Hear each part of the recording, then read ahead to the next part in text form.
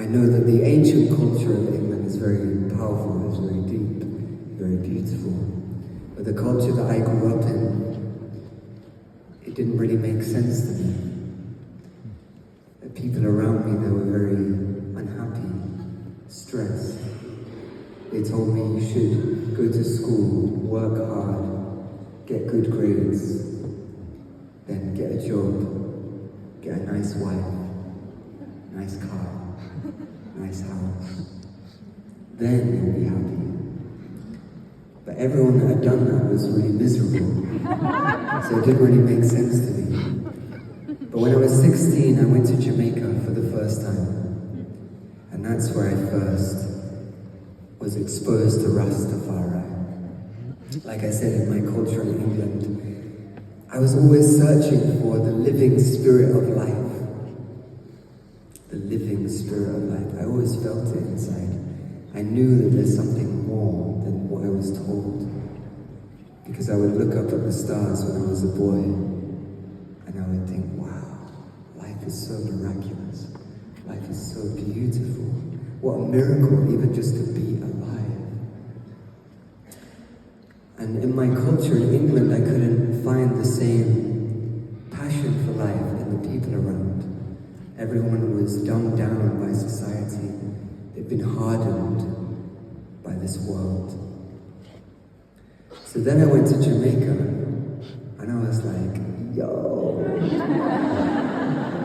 what's going on here? Full of vibes. And that's where I first was introduced. I knew about Rastafari, but that's where I really came to understand what it means. What is it all about? And in truth, there's only one. There's only one love, one heart, one truth. But somehow when we identify ourselves with one thing, we say, this is the way and no other way. But I could never resonate with that. I could never resonate with the dogma of religion that I grew up in. It didn't make sense to me either. Because I was made to feel guilty for existing. They told me I'm a sinner. And unless you accept the name of Jesus Christ, you will burn in hell. That's what I was told as a boy. Not by my family, but by other people. And so I thought, really? Doesn't make sense. So then I went to Jamaica, and life in Jamaica was like, it felt like a celebration. There was no fear. You know, in England, everyone's quite polite. Good morning, hello. In Jamaica, it was like, yeah, man! Why are there? Why are you there? Yes, sir. So it just made sense. It made sense to me. It was like, this is how we're supposed to live.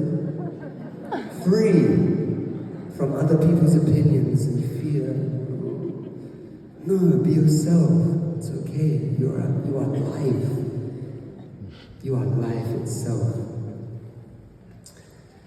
So then during this whole pandemic time, I'm seeking truth, I'm seeking clarity. And I already have a lot of friends who are following this path of Rastafari anyway. So I see some of the things that they're posting, and I started to remember again some of the things that I had heard when I was a boy in Jamaica. And one of the things that he had said, Rastafari, Haile Selassie, he said, we must become members of a new race.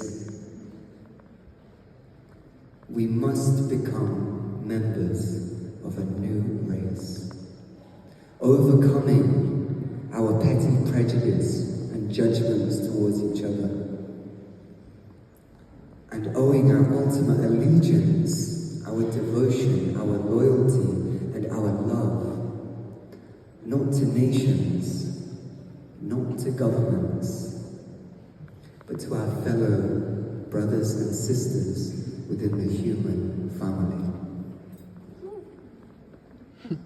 That did something to me. Once I heard those words and I remembered them again, I said, this is the truth. This is the truth. Why not pledge allegiance to governments and to nations? because it's divide and rule. This is the rhetoric. This is the way the system is set.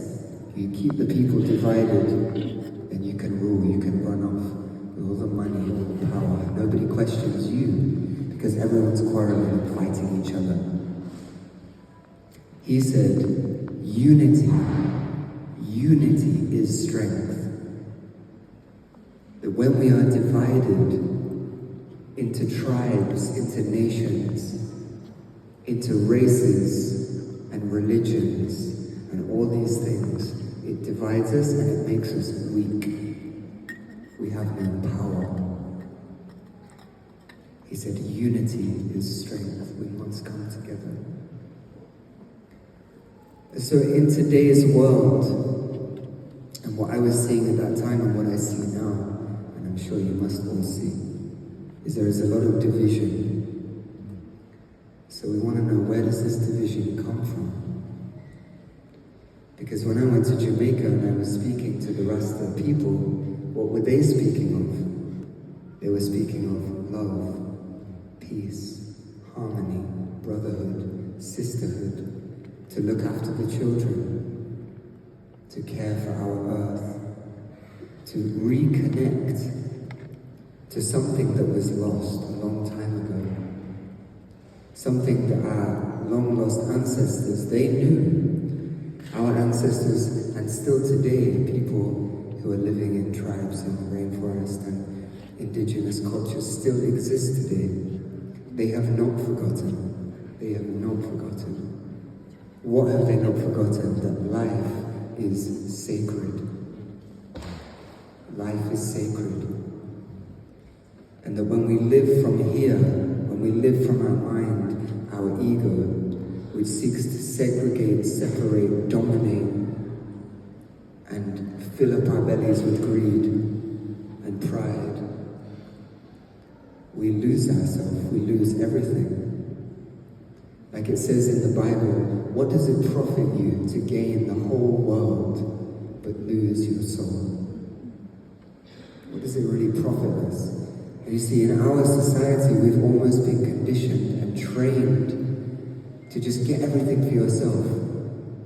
When I was a kid, my grandma used to say, don't worry about anyone else. She would give me money to go and buy sweets and said, don't give any sweets to any other kids. You keep them for yourself. I was like, no, I'm going to share them with everyone. Because I didn't think that. It wasn't something that I had to learn. Sharing is in our nature. To care for one another is in our nature. But we were taught something else. Just look after yourself, climb the ladder and get to the top, and climb over everyone else. So I'm bringing a different message to the normal narrative that we've been told. That message is love and peace and unity. And that when we come together, just as we come together like this, there's no end to what we can create on this planet. This planet, this world can be heaven, or it can be hell. And it's our choice. And I believe that His Majesty's words are prophecy.